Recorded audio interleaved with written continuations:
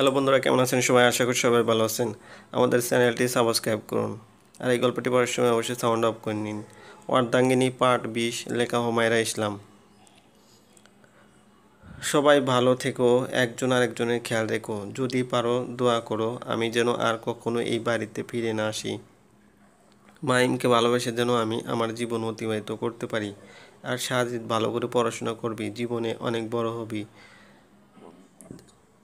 আমার মতো মা বাবাকে কখনো কষ্ট দিবি না। তুই বাবা মায়ের যোগ্য সন্তান হিসেবে গড়ে উঠবি। কথাগুলো বলেই সানজিদা নিচের বাসা থেকে বের হয়ে যায়।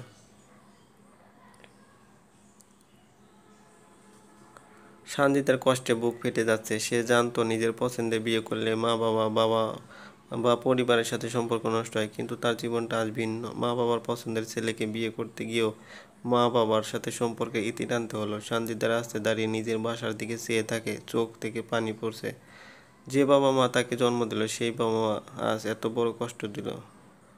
জন্মের পরে বাবা মা বুকের রক্ত পানি করে সন্তানের চাহিদা পূরণ করে, পৃথিবীর সব সুখ দিয়ে সন্তানকে লালন পালন করে, কিন্তু সেই সন্তানই যদি বাবা মাকে আঘাত করে, তখন সেই আঘাতটা আর সহ্য হয় না। সানজিদা রাস্তার পাশে ফুটপাতের উঁচু জায়গায় বসে কান্না করতে থাকে আর বলতে থাকে,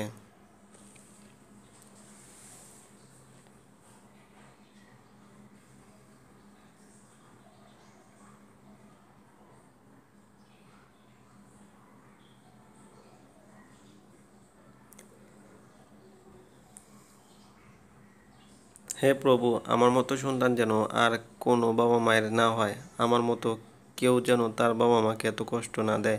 সানজিদা প্রায় 30 মিনিট ধরে কান্না করে। কান্না করার ফলে নিজেকে কিছুটা হালকা লাগে। সানজিদা একটা ট্যাক্সি ডেকে মাহিমদের বাসায় রওনা দেয়। মাথায় কত রকম কথা ঘুরপাক খাচ্ছে। আচ্ছা, মাহিম কি আমাকে মেনে নেবে, নাকি আবার ফিরিয়ে দেবে? মাহিম যদি সত্যি এবার ফিরিয়ে দেয়, তখন কোথায় যাবে? বাবা যাবার মতো কোনো জায়গা থাকলো না। রাস্তায় প্রচুর জ্যাম, গাড়ি এগোতেই চাইছে না।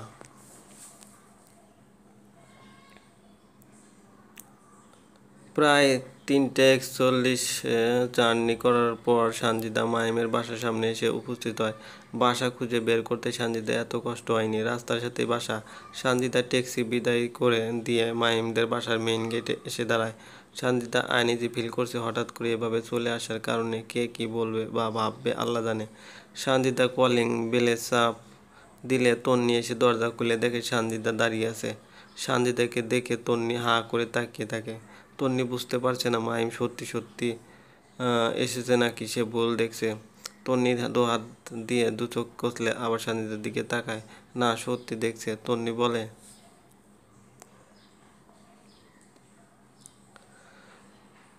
ভাবি তুমি কেন আসতে পারি না? কেন আসতে পারবে না? যখন মন চায় তখনই আসতে পারবা। তখন তন্নি পাখির মতো উড়ে গিয়ে সানজিদাকে জড়িয়ে ধরে। তন্নির কথা শুনে মরিয়ম বেগম রান্নাঘর থেকে বের হন। শাড়ির আঁচলে ভেজা হাত মুছতে মুছতে বললেন, কিরে, তুই কার সাথে কথা বলিস? আম্মু দেখো, কে এসেছে।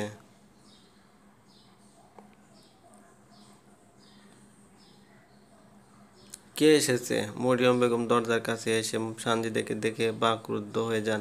তিনি বলার মতো কোনো কথা খুঁজে পাচ্ছেন না। সুখে দুঃখে মরিয়ম বেগমের চোখে পানি চলে আসে। সানজিদা একটু এগিয়ে গিয়ে শাশুড়ি মাকে সালাম করে। মরিয়ম বেগম সানজিদাকে টেনে নিজের বুকের সাথে জড়িয়ে ধরেন।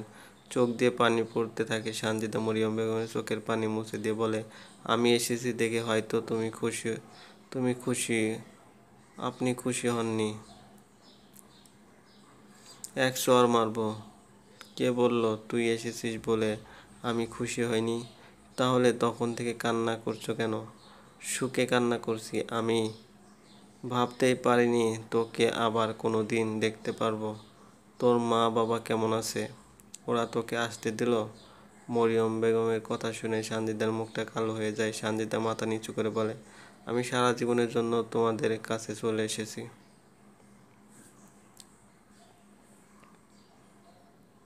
আর কখনো ওই বাড়িতে ফিরে যাব না। সানজিদার কথা শুনে মরিয়ম বেগম অবাক হন। সানজিদা মরিয়ম বেগমকে সবটা খুলে বলে। মরিয়ম বেগম হতবাক হয়ে সোফায় বসে পড়েন। সানজিদা মরিয়ম বেগমকে বলে, মা, তুমি কি আমাকে তোমার কাছে থাকতে দিবে না? কি বলিস তুই? থাকতে দিব না কেন? তোর মতো লক্ষ্মী মেয়েকে সারা জীবন বুকে আগলে রাখবো। তুই আমার কাছেই থাকবি এখন থেকে।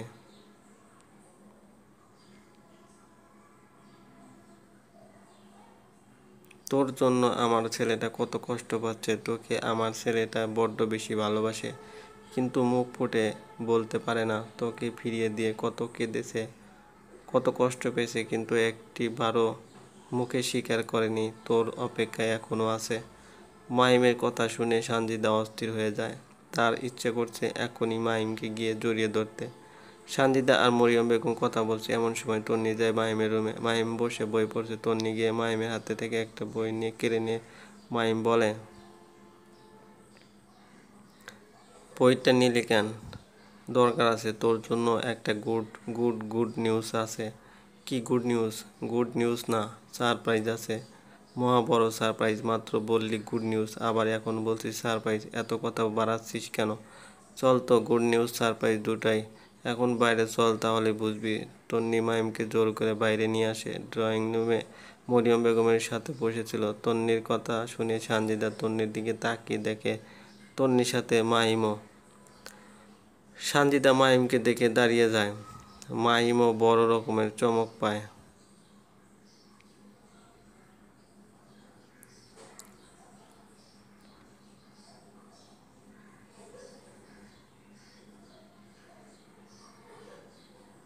সে সানজিদাকে নিজের বাসায় দেখবে কল্পনাও করেনি, তাও আবার এমন বউয়ের সাথে। মাহিমের কলিজাটা ফেটে যাচ্ছে।